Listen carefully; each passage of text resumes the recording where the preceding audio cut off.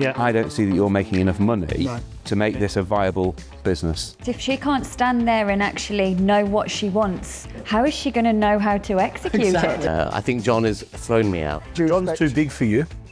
Stupid. Guys, we're all talking amongst ourselves. We don't know what she's offering. For me, this is wasting my time. Property Elevator is back for Series 8 and we are bigger than ever. This year, we see our angels looking to invest their hard-earned cash into some of the best property deals on the market. But will they be keeping their lights green or will they be turning them red? Our angels are seasoned developers, investors and mentors with a combined experience of over 100 years. Our debt angel is Scott Marshall. Our equity angels are John Howard, Paul Mahoney, Hayley Andrews, Nicholas Woolwork and Ranjan Bhattacharya. It's up to our contestants to impress one or more of our angels for that all-important guidance and funding that they so desperately want. So, let's meet some of today's hopeful candidates pitching their deals on today's show. James, welcome to Property Elevator. Thank you. Where have you come from today? So I live in Evesham, so Okay. West Midlands. Brilliant. And is that where your deal is? Now my deals are in South Wales, in Swansea. Okay. And is this like a specific investment area of yours? Yeah, it's an area I've been investigating for quite a while. So I have 2 properties there now. I want to get some more to expand my Brilliant. portfolio. Brilliant. And so what's your previous experience in property? So I'm a self-builder, built most of my own home, and I've got 2 properties that I've developed also in Swansea. So I've Brilliant. got So you're very hands-on. I'm very hands-on. Love absolutely. that. Love that. And is there anyone in particular today that you think you might like to partner with? Probably Nicholas, probably maybe Hayley, and maybe Rajan because he likes HMOs. So Yeah. there's 3 I'm going to try and focus on. So Okay. fingers crossed. Great. Well, good luck. Thank you. I'm going to send you up into the elevator now and we'll see you when you come back down. Thank you. I hope it's good news. So do I. Fingers crossed. Thank you.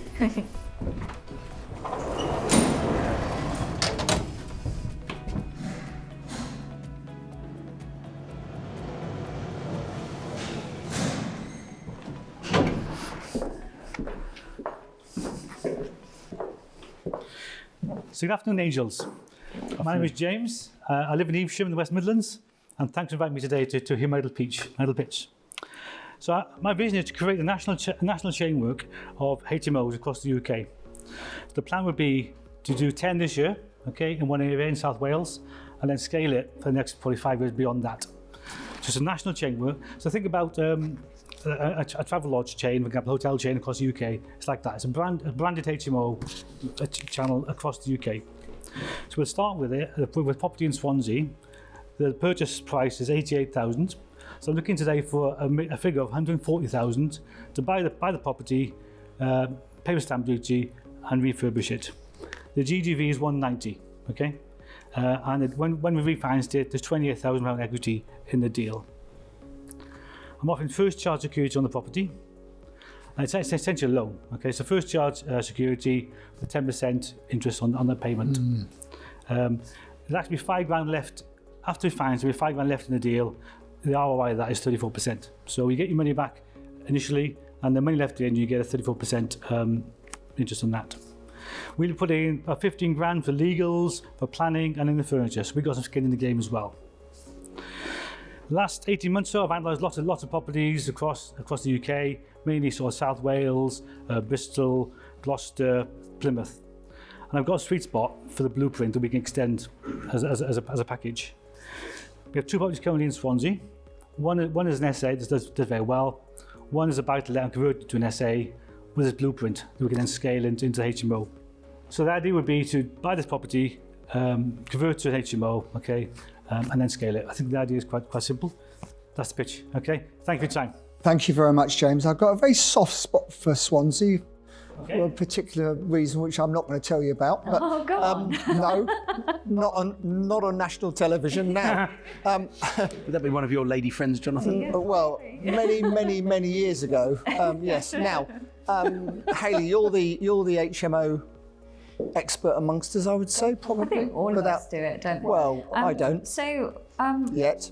talk to You me do about the bedsits, rent. John. Same thing. And The rent. also, is the 190 GDV based off a bricks and mortar valuation? It is, Yeah. absolutely. Okay. So the rent, so did some research, as you imagine here. So the typical rent typically is between 500 and 650, okay, depending on the quality of property, yeah. How many rooms is this? So that's the one I'm developing, or typically. What? The one you're The one developing. you're It's pitching? five beds. So it's currently 3 bedrooms. Yeah. I'll convert to 5, okay? It's quite small properties, so 5 is all it'll take, really. Yeah. So 5 bed property. But don't forget, the starting price is quite low. So 5 beds work. Okay. Do they though? Because Yep. in my experience, 5 beds might just make a few £100 on one room. As soon as you have any vacancies, voids, maintenance issues, costs, that's all your profit margin gone. For me, it's more like 6 beds and above, 6+, yeah. and you've got a little bit of wiggle room. I know what you're saying, and normally it's 6 bed. In Swansea, the houses are quite small, okay? So you can't squeeze a 6 bed in without extending it. So my plan is to reconfigure internally. I don't want to go building wall. This is about being quick, okay? So buying properties, 3-4 months, you cycle them around again. What's your profile of tenant? Who's your target audience? So it's going to be professional, not high-end professional, but professional tenants. Will you be managing them yourself? No, absolutely not. No, I want to get the asset and hand it to somebody who's capable of managing them. But you've got someone in I have. place? I've got a partner lined up for that. And you want to push this out to the rest of the UK? Yep. Is that so? Tell me about the brand. What makes your HMOs different to every other HMO out there? So there'd be a blueprint, which again is in the pack. So basically, they'll have standard colours, kitchens, bathrooms, all the standard appliances and things you can imagine. It'd be like a hotel room in a big chain. Yeah. Because you're very familiar with it. Why do you? Sorry, it's part of your question. I'm not interrupting, but why do you think a brand matters in an HMO? People live in HMOs long term as tenants in the local area.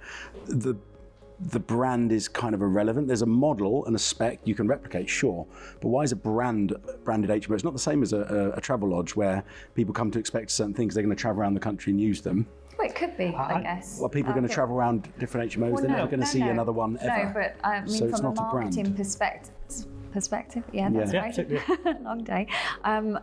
You're trying to create, obviously, a spec, and you want to push that out to the rest of the UK. Yeah, but that can become brand, can't it? That is the brand. That spec is the brand. On that, I think the only way you get brand awareness is spending an absolute fortune. Yeah. So therefore, if you're only doing 10 a year, you're never going to achieve that. No, never going to get brand And to exposure. be fair, Paul, you know that because you've got an international brand Yeah. that you've done just that with. So But also the audience would change area to area as well. So would your brand suit every target audience? You know. So let's scale back a bit. Look, I've a lot of ground there, okay? So first of all, brand's really important, okay? When you're trying to raise finance, it's a brand. It's a company, it's a brand, it's got values, it's got some appearances, it's got some control systems, it's got a culture, it's got a team, right? Yeah. Across UK, there are thousands and thousands and thousands HMOs owned by private individuals. If you can scale it, okay, then you've got a blueprint. I know it may sound quite ambitious, right? But It's not about it's ambitious. That's what I'm heading Wait, we don't need a tech talk. We Listen. need a reason to invest. Okay, sorry, okay. We understand brand and we Okay. understand Yeah. property deals. Okay. However, a brand is suitable Yeah. for a certain type of business. Yes. HMOs, I don't believe, is one of those where you're Okay. going to have the benefit of the investment in a brand to create.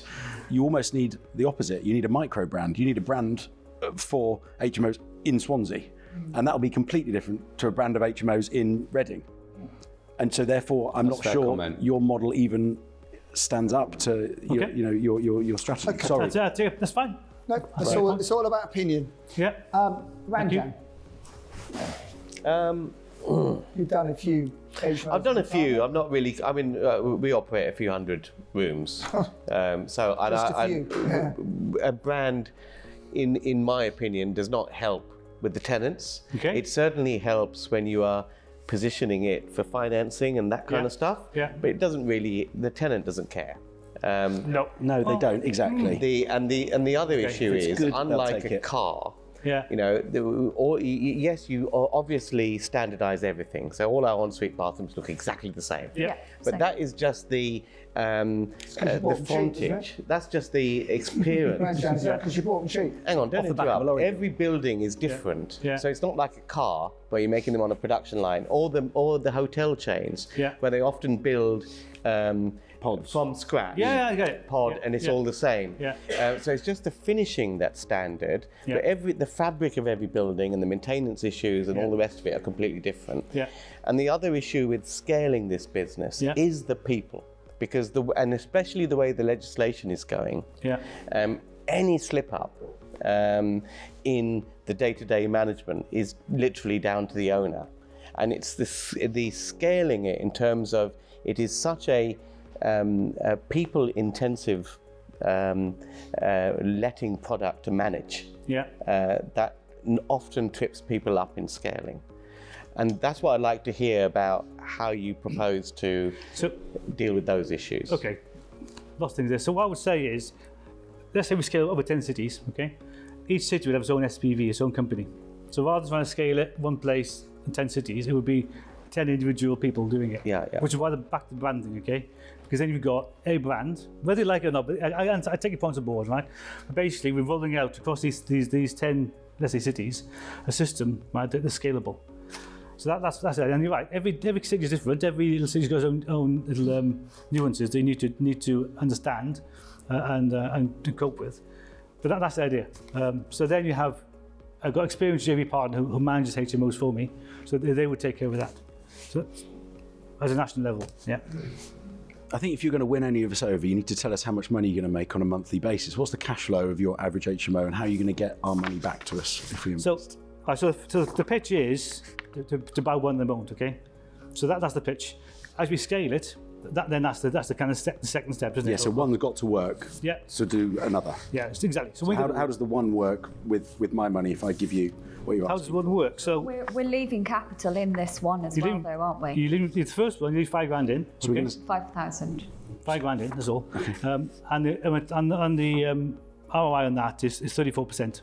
Okay, I think what I'd like to hear from you is what's the rental income gross per month? Yeah. And I'd like Scott to analyse the mortgage situation about how much money we're going to leave in and check your numbers and see how much we're going to get back monthly and how quickly we can expect our capital returned. Cool. So basically, on the sheet, I've got 3 scenarios. Okay. If I take the middle one, okay.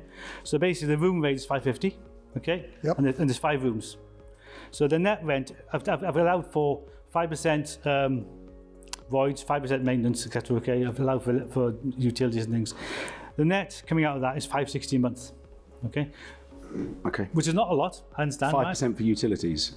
Sorry. Did you say 5% knocked off the gross rent for utilities? Sorry. Voids and maintenance. I've got 5% for voids, 5% for maintenance, okay? Great. Okay. Utilities is in there as well as a separate item. Perfect, okay? Thank you. Right, sorry.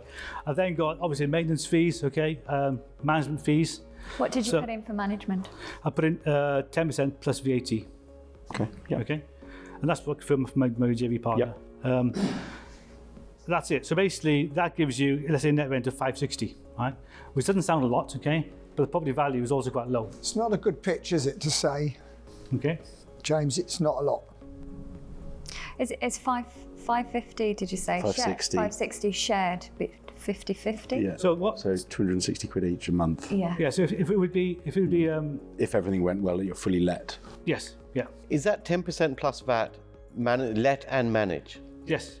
For an HMO? Yep. That is amazingly cheap. But it is a Swansea. He says he's doing it nationally. Yes. It's your business partner. national You could become an international investor if you go to Swansea because it's out in Wales. Yeah. You could expand your portfolio. Expand your portfolio outside the M25, I think international is going south of the river for me. Very good point. So, James, if everyone's so had a bit of a chat, can I just I mean, I'd like talk first? Scott to summarise at some point. Okay, yeah, thank you, Nicholas. I think there's one chairman here and it's not you. Okay. So, I don't know if you know, but we franchised very successfully Auction House UK, and I sold the business a few years ago. Is there an opportunity to franchise a brand to support and help people who want to get into HMOs? Yeah, there is. So now, would you line it all up for them? Yes. You take a guaranteed percentage every month. Okay. That way, you're not having to run around doing all this property management and everything else. Yeah. Is that a possibility, or am I being? No, There's a few there are people that do it. but I don't think that's his pitch. No, I know it's not his pitch. John's but giving him advice. What I'm trying to do is help him. Yeah. So what I'm saying is there a brand that you guys or we could invest into that actually became a franchise and franchised it across the UK? because that's the only thing I can think. Doing it like you're trying to do it, I think individually owning them all in a massive area across the whole country is very, very ambitious. John, you're sounding more and more like me with these kind of creative Well, ideas. I'm learning from you, Nicholas. Yeah. Don't tell him that. His head's big enough, is it? No, I'm learning to ignore the pitch Ignore and just it. come up with something Yes. different. Yeah. Just pitch something to So, them. James, is that something have you?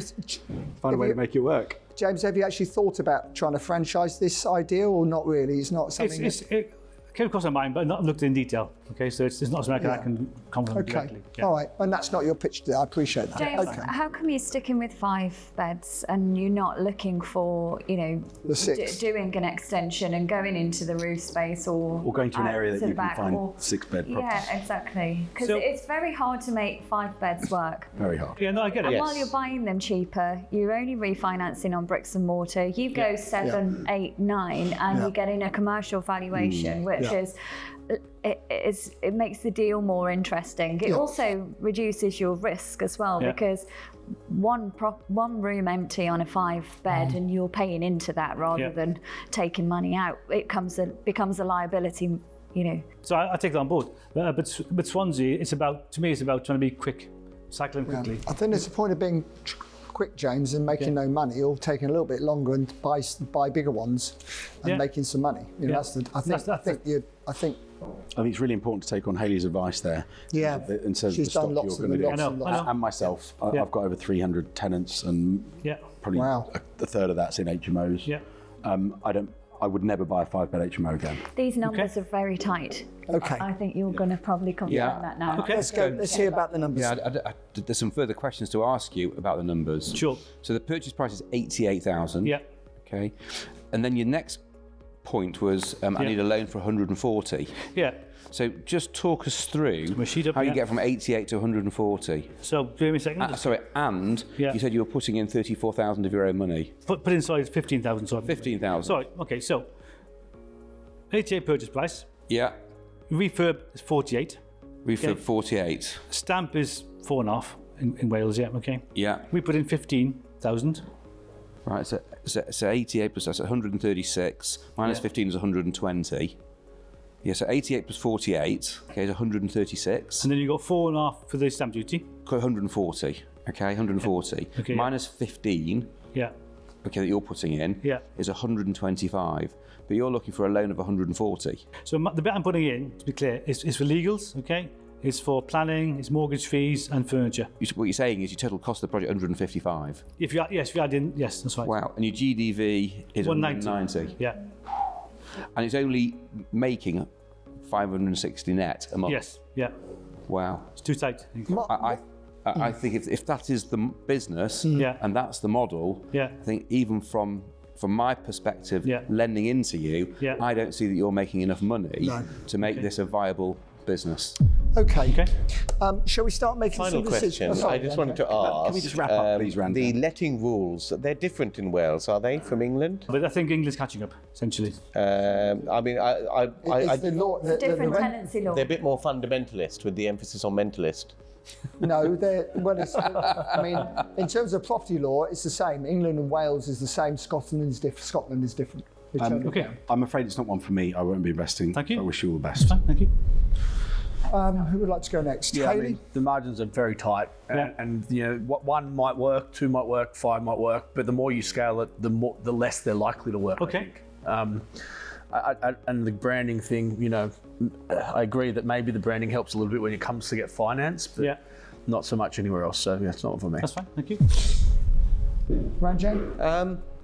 I'm selling my HMOs that are 6 and under. 6 rooms Do you and wanna under, buy I'm them? selling. They make sense as just convert them back to family houses and get rid of them. Exactly. But the ones 7 and above, they're the ones I'm keeping because they're profitable. So I don't like Wales. It rains every time I go there.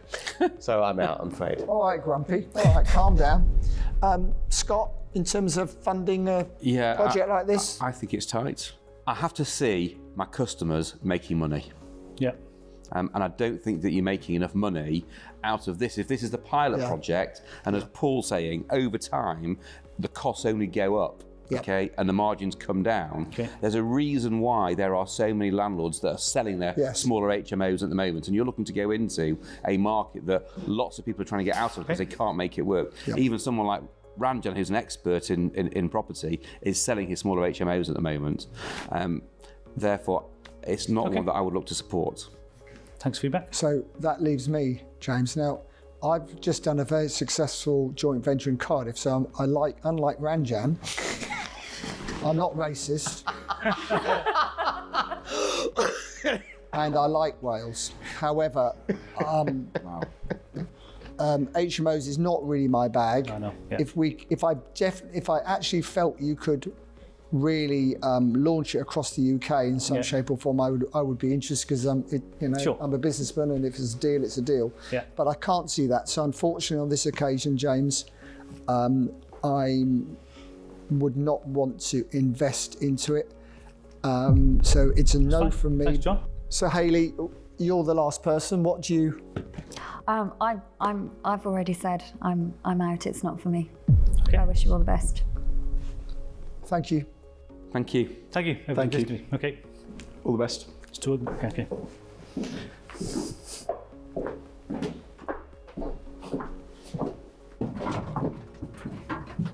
When somebody comes to pitch their idea for scaling a business, you want to see there's some kind of track record of, here's one that I've got, here's what it's producing, and this is my model for success.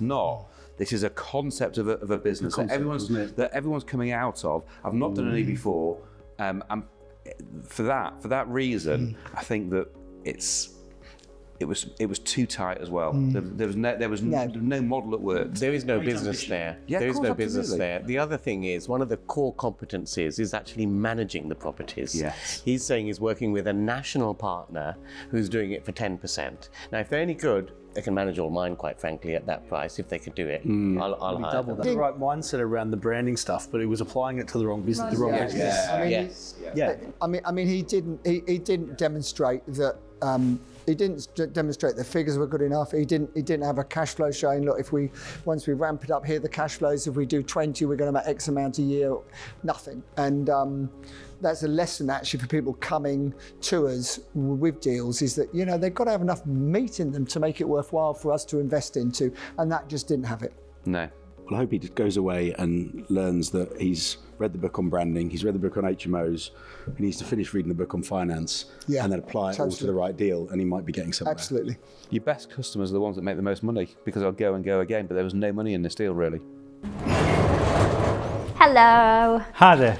Not quite the outcome then that you hoped for today. Unfortunately not. No. What do you think it was that went wrong?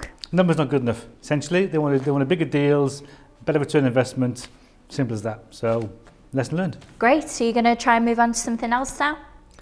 I think the same thing, just bigger deals, basically. Okay. That's my strategy. So just bigger deals, better numbers, and we keep going. Yeah. It's a good learning experience. Definitely. And they gave you some great feedback as well, didn't they? Certainly did. Yeah, no, I'm really pleased I did it. We learn to move on. Simple as that. Brilliant. Well done. And thank you so much for coming on the show. It's been really lovely having you with us. Thanks for having me. Hi Josh, welcome Hello. to Property Elevator. Thank you. How are you feeling about being here today? Yeah, definitely nervous, mostly excited. Good. So we'll see how it goes when we go up there. Yeah, nerves are good though. Yeah. You can use them for good. Tell us a little bit about the deal that you've brought today. Sure. So it's a flip project. It's a short lease flat in southwest London, just minor refurb, lease extension, and back on the market. Great. Yeah. Sounds like from what you've just said that you've had a little bit of experience maybe with lease options. Yes, yeah. So this will be my 6th short lease flat now, and also I own an estate agency which specialises in short lease flats. So Excellent. it's all, every day, all day. Great. And where are you based? In London. So the agency is based in Hackney, cover the whole of London. All my investments have been in London as well. Awesome. Well, good luck. Thank you. Is there anyone in particular that you think would like this deal today out of our angels? No, not certain. No? Don't see them taking on short lease flats Okay. in Or the often. elevator that often. So yeah, interested Yeah. to see how it goes down. Yeah, great. Well, good luck. Thank you. Head on up and we will chat when we come down. Okay. All right. Thank you. Thanks, Josh.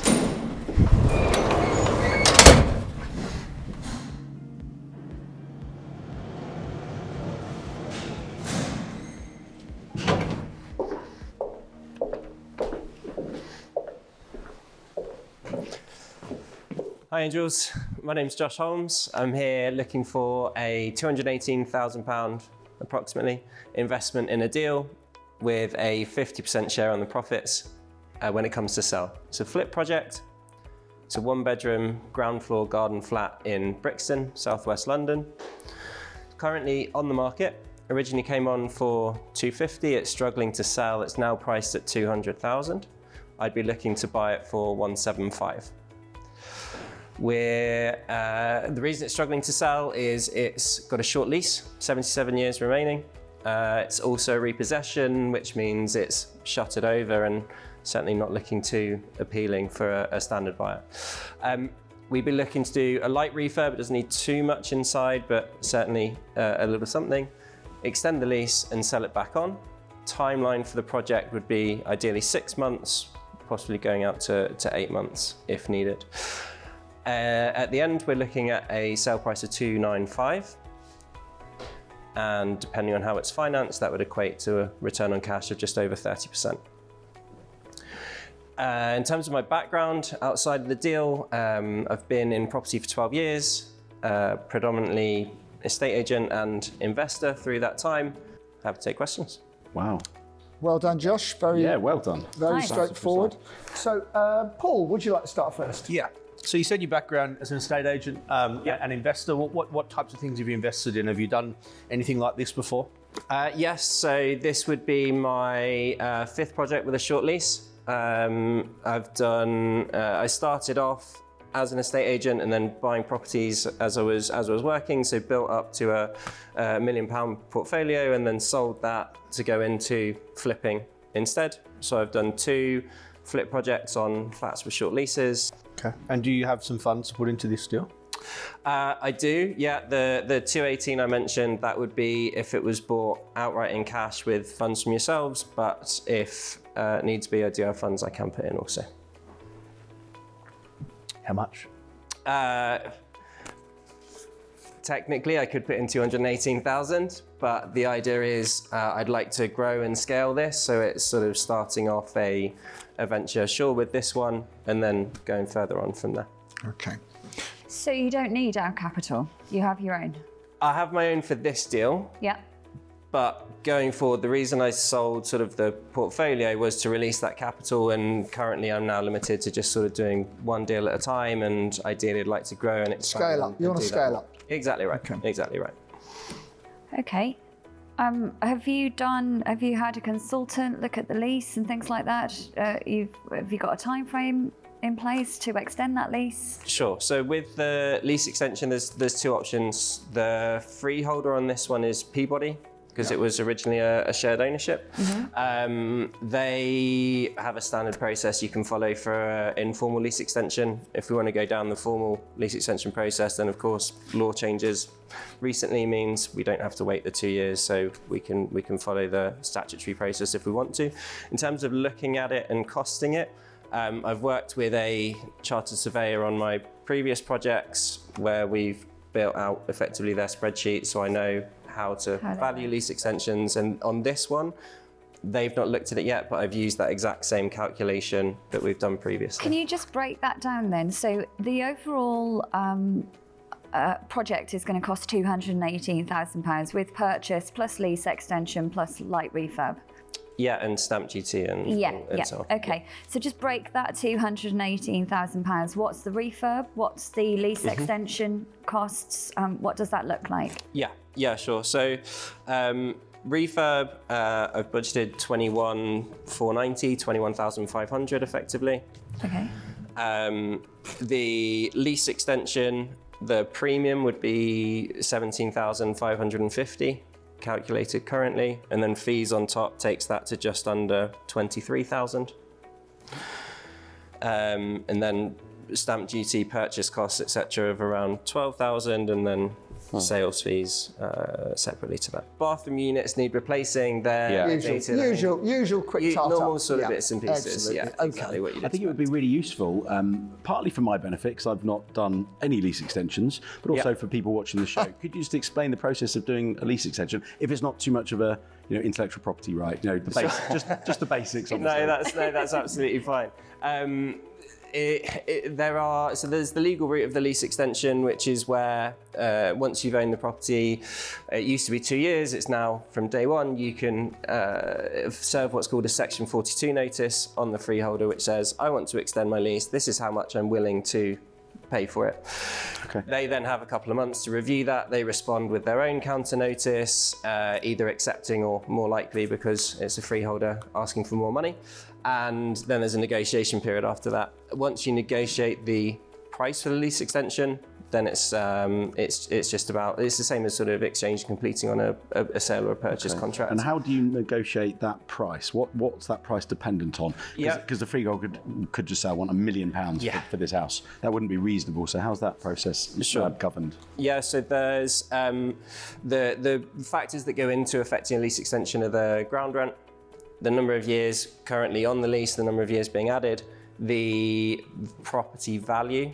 Also, these are more standard across the country, but you can get into minutiae of what yield you might expect to get on that ground rent or what future interest rates might be, and therefore what discount you could put on future values to bring them to today. So those two have less of an impact, but the main thing are property value, ground rent, and the years on the lease. If, as you said, the freeholder turns around and says in their counter notice, I want £1 million, then you can take it to a tribunal and the court decides. Right, okay, great, thank you. Okay, I've got a couple of questions. I mean, I like a quick in-out opportunity. It's a quick turnaround. It's an interesting proposition. Now, the thing I have a slight concern about is the freeholder, because a freeholder is a major housing association. And the concern is, do you know who the other occupants are of the building? Is it basically social housing type of people, or is it a privately owned block?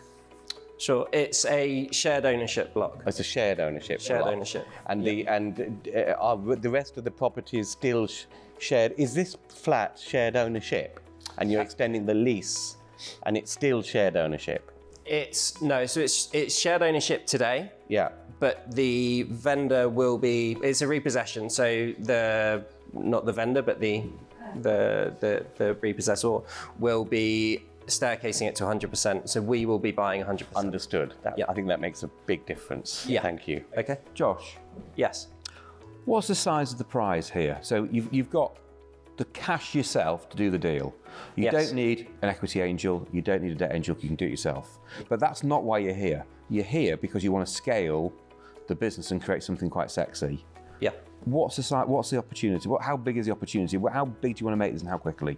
Good question. Yeah, I think realistically, if we had 12 on a go at a time to project manage effectively, that amount, focusing more on the mid to low end of the market where there's more of a resale demand afterwards. Okay, now, you've heard from all the others. I think now you can hear from the professional who already is in this field. Okay, so I'm a freeholder. Yeah. So John was in the market when it was a 999-year lease that was originally granted. He's having to read all his own leases, right? Aren't they funny? Them 3 times. Aren't they funny? Okay, so listen, I'm in this field. There's a new white paper just come out yesterday or the day before. They're going to change the Leasehold Reform Act even further. There is a talk about the leasehold, the calculation between extending the lease coming down a lot more than it is now. I've got a list of short lease flats that I'm looking at, waiting to know what's going to happen. So I'm all over this. I'm immersed in this market. I understand it. I'm a freeholder. I've had freeholds taken off me at the tribunal, which is a disgrace in my view, but that's another story. And I regularly get paid for lease extensions now. So if anyone here is going to be you want an expert in this field, someone who understands exactly what you're doing. Nicholas hasn't got a clue, clearly. He had to ask you everything all about it. It's me. Secondly to me is probably Ranjan, and then probably Hayley. So that's where we are. So I'm all over this. This deal you've got here. Isn't the point, John, sorry to interrupt, isn't the point that he's the expert in this and what he needs is someone to help him grow his business? Well, I know more about it than he does. I'm interested in supporting him and helping him grow it. 12 years doesn't interest me. It's not enough. It's not enough. Okay. I've got over 170 properties on the go at the moment. So, with all due respect, John's too big for you. 12 isn't enough. I want more. Okay. So, but that's okay because we could gear it up together or whatever. I don't particularly like the one you brought us. Sure. Because it's, part social housing, part, Brixton. I don't know much about Brixton. You're the expert on Brixton. Brixton's up and coming big time, John. And Ranjan probably knows more about it than I do, which makes a change. I'm very interested. So are we ready to go to some offers, or do we want to know any more? Always very keen. Too keen. So what's your offer, John? What is your offer then? Go on. Well, why don't I go first? Sorry, let me take a step back. Let me summarise please the deal. summarise, yeah. Okay, and then we can move to offers, okay? Because this is actually fairly simple. You're looking to purchase a property, a repossessed bungalow that's all boarded up for £175,000. You're going to spend, including lease extension refurb, about 45k on it, okay? That stands you in at £230,000 all in. It's going to take you 6 to 8 months, and then you're going to sell it for £295,000. That'll make you, before interest costs, before agency fees, what have you, going to make you about £65,000. You're offering, okay, a 50% share in a business that you want to scale, okay, and you're asking effectively for all of the money, part of the money, none of the money, but you're looking for an angel to sit alongside you that's capable of scaling this business into something quite exciting. Yeah. Okay, and so there is a debt opportunity here, and there is an equity opportunity here. Okay, let's move to offers. John. One question I've got for you, Scott. Yeah. Will banks look at funding a short lease?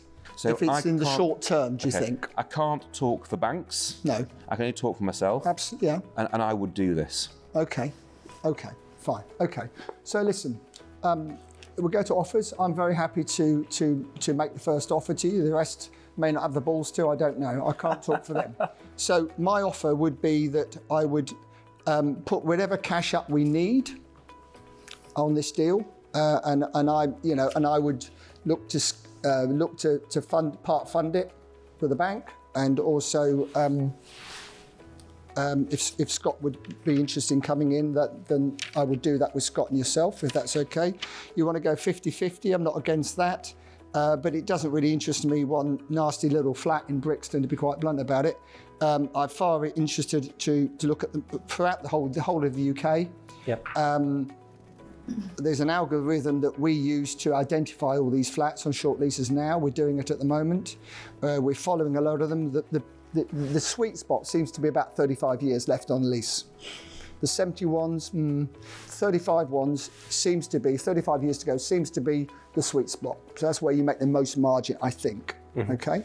And obviously the law might change. If it's going to change, it can change in our favour, I believe, and I think you would think that too. So I will go into business with you, and on this particular deal, I would do whatever the bank won't do. I'll put the rest up.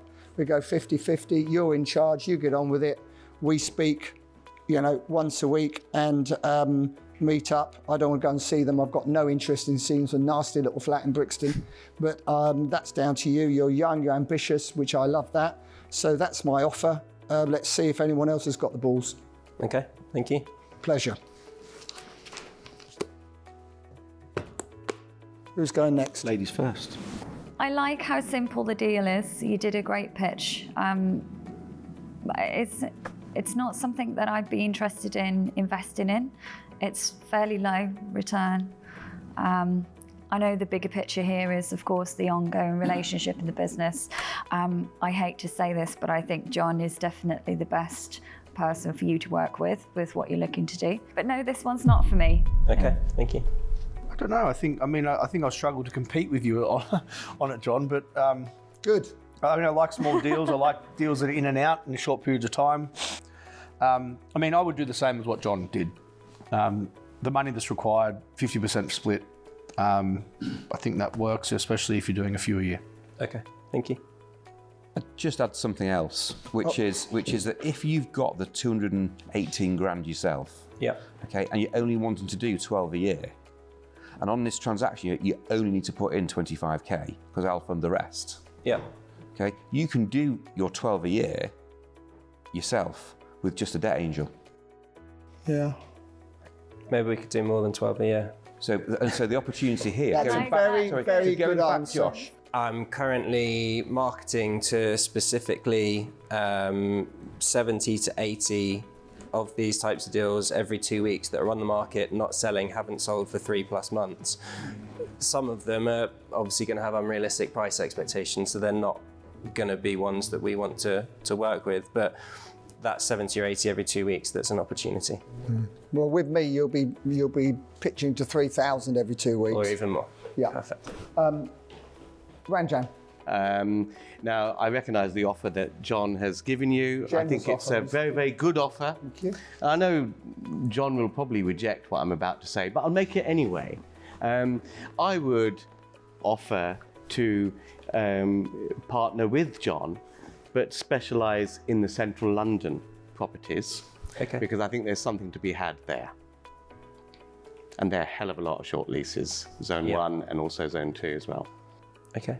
Okay. I've been listening intently like I normally do, and I think if you've watched me on any previous series of Elevator, any offers I make, and often the deals I do behind the scenes with people and from the show, they're very much focused on the business side of things. You know, I'm probably, as my career grows, I'm verging a little bit away from property deals myself, but working on helping people build their businesses and lending money to them to do so. So as a joint venture partner, I'll make you an offer where you retain 60% of your business. I will only take 40 because it's your business. And we'll grow the business as a whole, and we'll focus on marketing that, exceeding your expectations, probably 5x within 2 years minimum. I'd like to do that with Scott because I believe we can fund a big chunk of this, so we can certainly scale up the funding needed. But I'll be working with you very closely on building your business and your brand within the industry. So that'll be my offer. Thank you, Nicholas. So you've got 1, 2, 3, 4, 5 offers really out of 6. Yeah. In one way or Probably the other. important to clarify that I'm pretty sure all of us wanted to do it with Scott as well. Yeah, so That's not a mixed I think package. Scott is. Yeah, I think we would all like to do it. He's such a nice guy. Why with wouldn't you, you? Scott.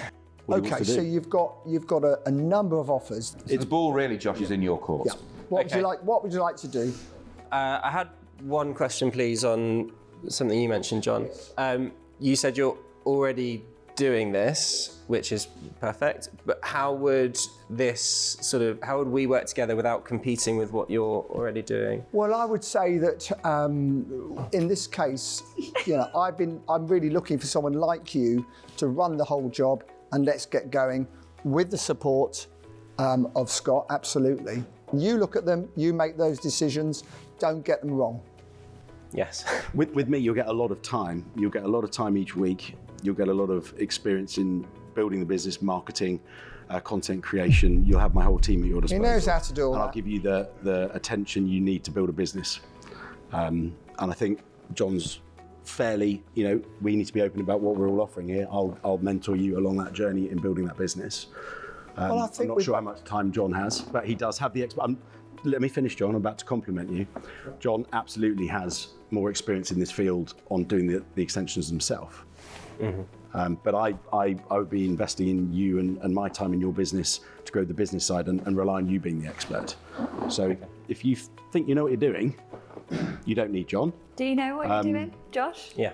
Yeah, and so then you'd be giving away a big chunk of your business for expertise you might not need. And I'm just saying how I see it. Thank you, Nicholas, for throwing me under the bus. Now, Josh, your decision. What would you like to do? Yes. Do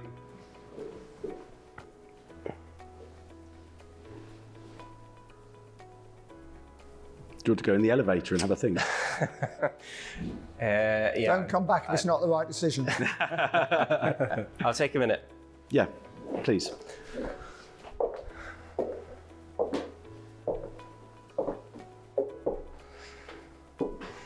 What do you think, Hayley? Who's buying dinner, John?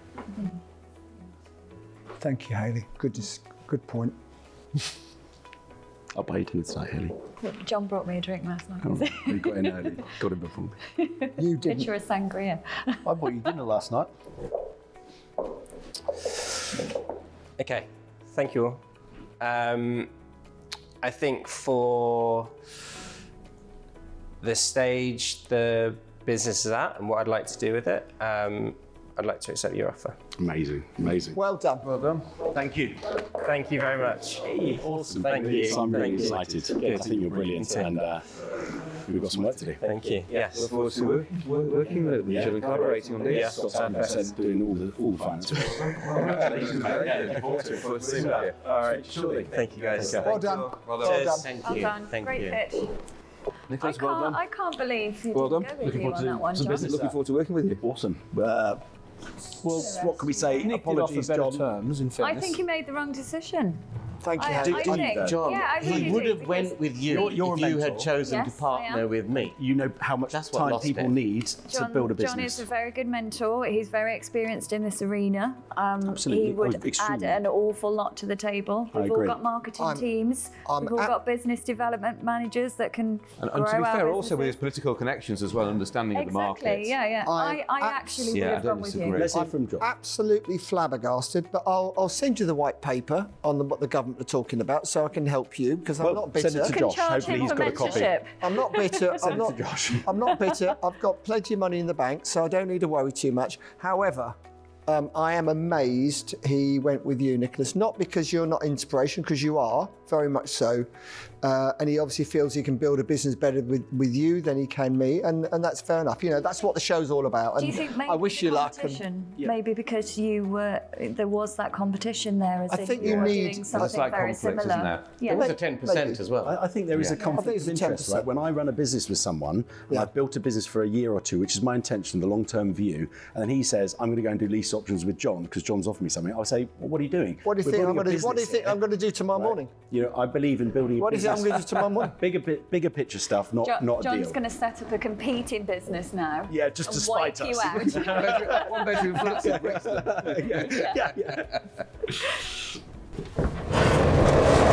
Well, multiple offers. Yes, yeah, three offers and a half offer from Ranjan, Yeah, which 3.5. John kicked out. So, yeah, three offers. Excellent. Him and John always have that little bit of banter as well, which is always quite it funny. was surprisingly fun. Yeah, good. So you enjoyed the experience. Yes, yeah. Good. Yeah, Would you exactly. recommend it to other people to come on the show? Oh, for sure. Like it's definitely nerve-wracking before you're on there, but then when you're up there, they're all super welcoming, and ultimately, if you get your deal financed, then it's worth whatever pain you want to go through in the meantime. Totally. So Yeah. what made you go with Nicholas in the end?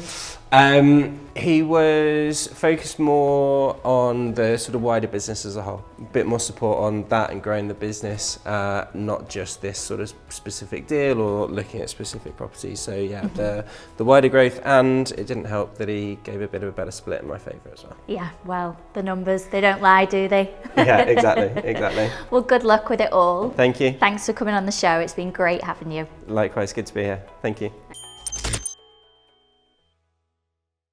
Hi, Katie. Welcome to Property Elevator. Thank you. Where have you come from today? So I live in Kingston, just outside of out of London.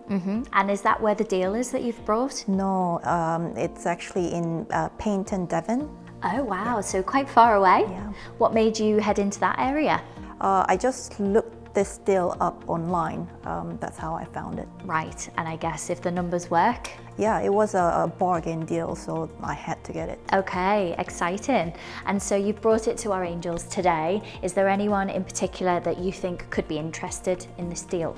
Yeah, so I'm looking for debt financing for Okay. the development cost.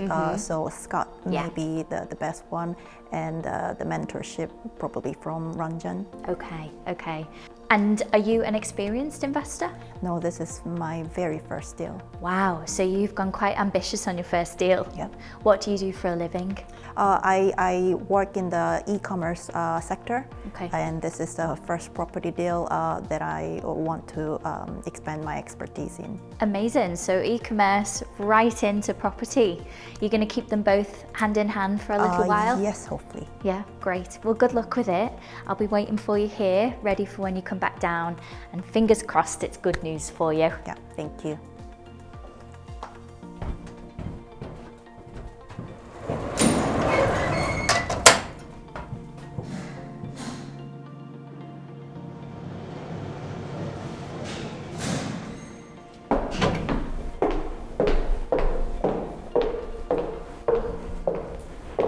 Hello, Angels. My name is Katie.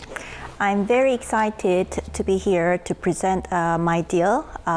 My project is a commercial to residential conversion located in Paignton, Devon. I'm specifically looking for development cost financing of £200,000 for creating 3 residential flats on the first floor of the building. I've actually bought this property with cash of £95,000. It's a freehold property, a formal bank premise, with the total floor space of 374 square meters. It has two floors. The ground floor was used as a bank hall. The first floor was staff rooms and toilet and cloakroom. So for the ground floor, it's pretty much ready to go kind of commercial shop unit. So I'm actually negotiating a 10-year lease term with the commercial tenant already. Wow. And then for the first floor, this is where I need the development cost for.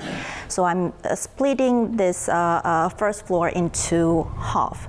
So the left side of the property, it's big 2 meeting rooms, so it's quite easy to convert into residential flats. The cost for the phase 1 development is expected to be 90 to 100K.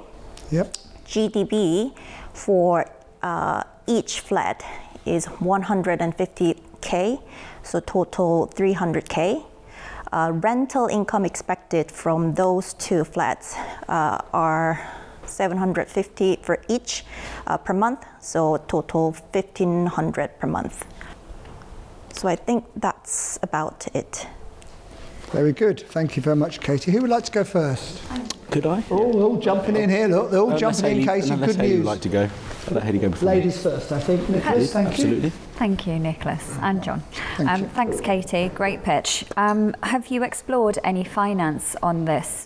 Yeah, this is my first kind of project in property. So so that didn't work out well.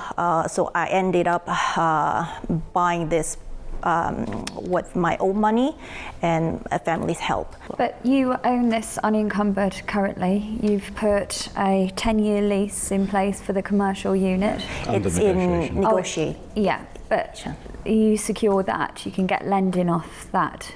When I talked to a broker, he gave me kind of there's lots of limitation and for in terms of how much you can lend through commercial finance, buy-to-let finance. So he advised get the bridging for the development cost for the first floor conversion. And then when it's all converted into mixed-use property, get it, mixed use. And what's the rent, Katie, you're getting on potentially on the ground floor? So on the ground floor, we are. It's verbally confirmed. It's 10-year lease, 5-year break.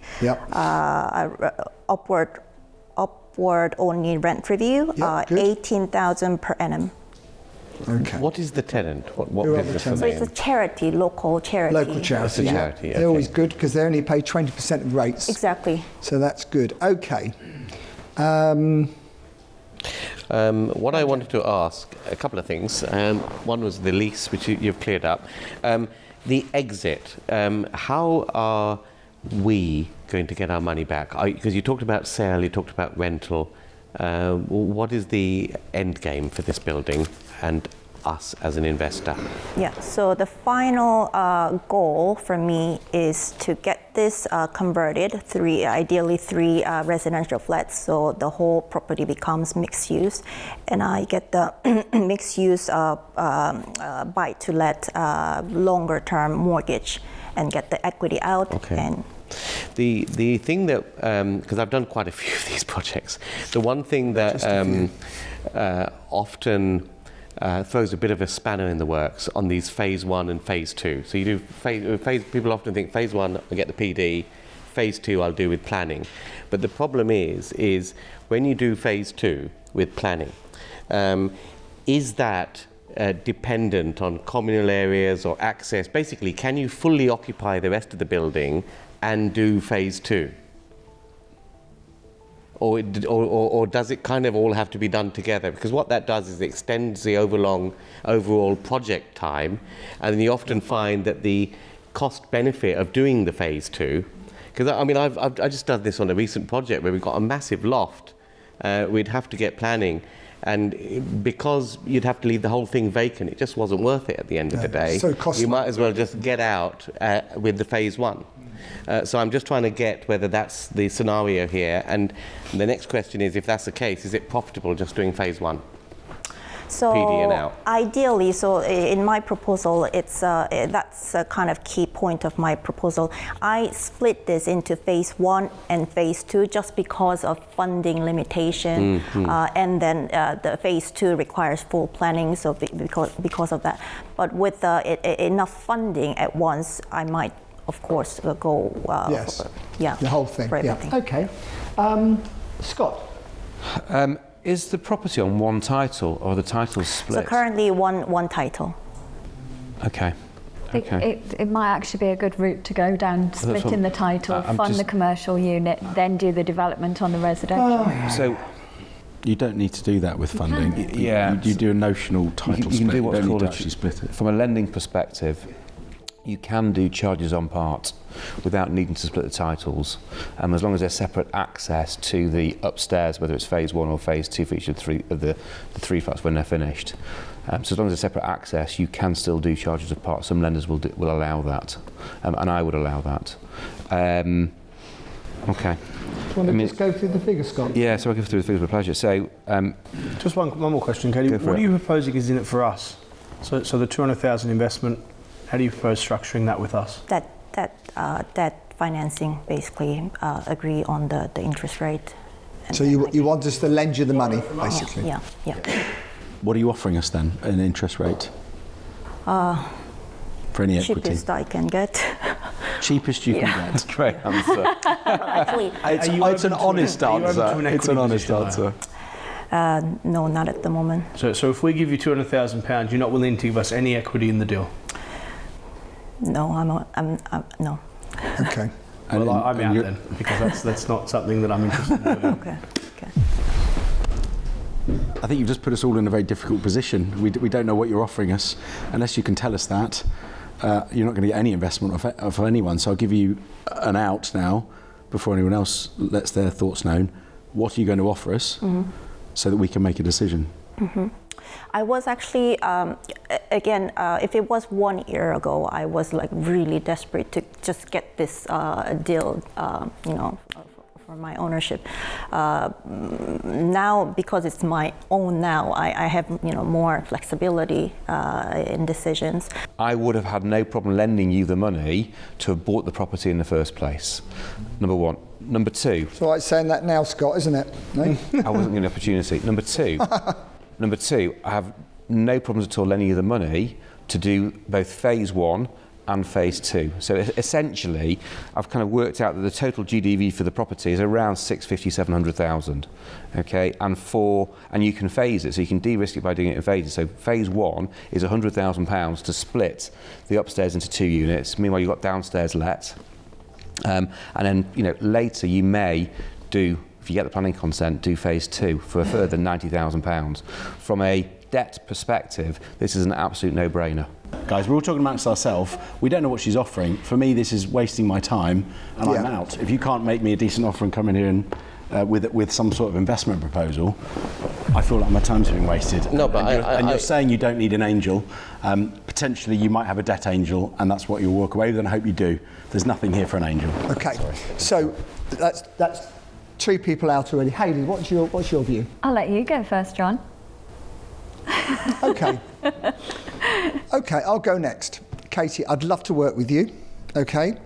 My offer to you is I would want some equity, but I will mentor you through the whole process. I will guide you. I'll come down, look at the scheme. We'll do it together, and I'll take 25% of the profit. You take 75%, and anything that we can't fund with a bank, I will put that money in.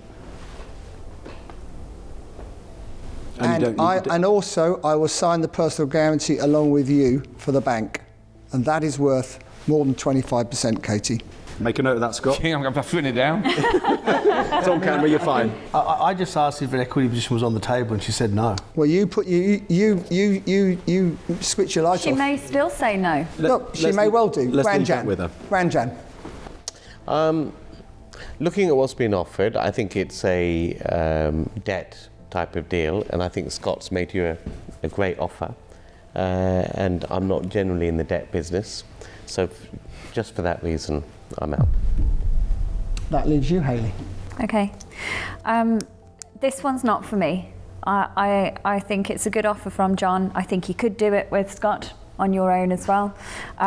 You're in a good position, you own the property, you can stage this out, you can de-risk it quite a lot. I was a little bit confused with your pitch. I think if you'd have come in here and offered an equity stake and a partnership, along with the interest on the money that we're loaning, then there would have been more in it for us. But I think Nicholas is absolutely right. Wow. Agree with me this time, really. Crikey. Yeah. Not that We can cut that part out, don't worry. But no, this one's not for me, but I wish you all the best. So, Katie, you've got one offer, which is for me. Would you like to accept that offer? No, hang on. Two offers. Two offers. No, where's the other offer? Two offers. The debt offer. You've got two offers. She has a debt only. To clarify, you have two offers. The debt, offer doesn't come without... Sorry. Myself and Scott would do the debt together, yeah. Sorry, you've got two offers. You either do the debt only with me, and you keep 100% of the profits, okay? Or you do the debt and the equity, so debt from me, equity from John, okay, and you keep 75% of the profits. That's your choice. Sorry, I do apologise. I jumped in. I'm so keen to work with you. So, Katie, what would you like to do? Do I need to make a decision? Yes, you do. Now. Right now. Yes. Straight away. TikTok, baby. I am here for the debt financing opportunity plus mentorship. So I would go for Scott's suggest. And me? So Scott doesn't offer the mentorship, he's more of a debt lender. I'm offering an execution only debt service. Okay. Katie, or you can work with a professional that's done it for 44 years. Yeah. And just to help you not make any mistakes, which will be costly and cost you a lot more than the 25% you're giving away. And before you make your decision, I think you should go with John and Scott combined, because there's that offer on the table. Yeah. Because John can help you through this deal, and then that'll set you up for the rest of your career. Yeah. I agree with that. Sometimes you can be penny rich and pound poor. And if it's a mentorship you want, there is no better mentor for this deal than John. So what's the decision, please, Katie? In this case, there's no option for combination. Yes, we're saying that. Oh, yes. Then both. Both. Well done. You're sure you understand what we're doing? Yeah, exactly. Okay, lovely. So you're giving away 25% of the equity profit to John. Are you happy with that? Oh, no. Don't ask the same question. She said yes. No, she's not. No, she's not. Do you understand? Oh my Lord. Giving John 25% equity in the deal. In the deal, I'm going to personally guarantee if there's any money that Scott won't fund, I will fund that. I will personally guarantee, I'll mentor you through the whole process so you make as much as you can without making any mistakes. Okay? But you're giving 25% equity away. Yeah. With Scott, you're just getting the funding and nothing else. Yeah. Okay? So what is your decision, please? I am very tempted, but I'll go with Scott. Just Scott. Well done. Well done. Okay. That was it. Look forward to working with you. Fantastic. Great. Thank you. Good luck. Thank you. Thank you. Bye-bye. Thank you.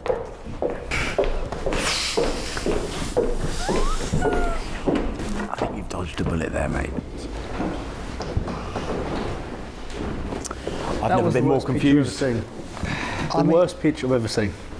Fair enough, Paul. The least prepared, the least understanding of what this show's all about. It's a good example of someone needs to watch the show before they come on it. What gets me is, you know, I can save her 25% on build cost probably and all those mistakes that people make the first time. You know, I can save all that, and I'm very surprised at you, because at the end of the day, you preach half the time about people, no experience. No, we won't lend no experience. You must have someone with experience, and then you go and do that. I can't believe it. I honestly can't believe it. So the way of looking at that deal, the way of looking at that deal is that my total exposure on that case is going to be 190,000 on a GDV that could be £700,000. You know what? And so if I need to knife and fork Katie through it towards the end, I'm more than happy to do it, because there's plenty of headroom in the deal. It's only worth £80,000. Surely you'd be judging until she gets the lease you release in the money place. in arrears. Yes. You know, And as she's tenanting each part, as she's tenanting each part, I can convert the development loan into a buy-to-let as she's going along and to de-risk the project.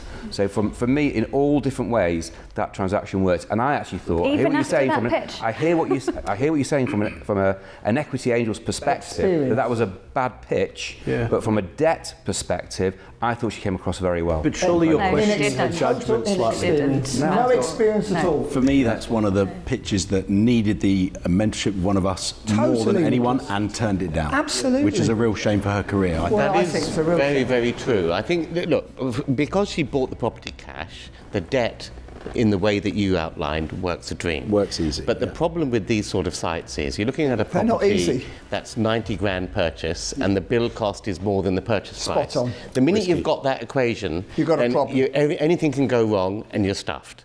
When you're dealing in many areas which are high value, you're buying the proper site for 500 grand, you're spending 200 grand on the build costs. It's a lot less de-risked from making mistakes. Definitely. So these are deals where you've got to have and that's some because if guidance. work's semi-done on that, it's worth less than what she paid for it. Exactly. Even worse. It's not worth anywhere near what you're saying it might be worth. With all due respect, if she can't stand there and actually know what she wants, how is she going to know how to execute it? I think that this is a perfect example. I think this is a perfect example of debt and equity not going hand in hand on a project. From my perspective, from a debt perspective, I'm sat there and I'm secure and I'm more than happy. Well, your attitude on that is wrong, and at the end of the day, when there's a problem and you ring me, which you do from time to time, I won't answer the phone on that one, mate.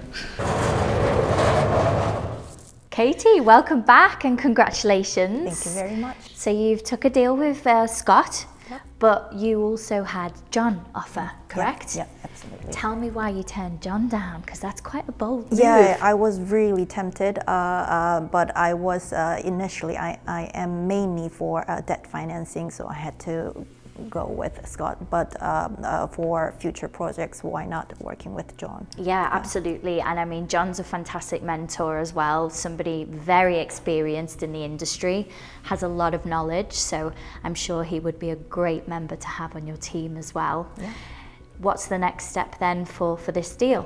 Get the funding for development from Scott, and then go from there. Okay, so it's all gears go. Yeah. Well, good luck. Yeah. Thank you so much for coming on the show. We've loved having you, and all the best. Thank you very much. Well, that's the end of Series 8. There's been deals, drama, but plenty of handshakes, and that's the most important part, hey? We hope you've enjoyed watching Property Elevator. That's all we've got time for, but we will see you next time for Season 9. See ya!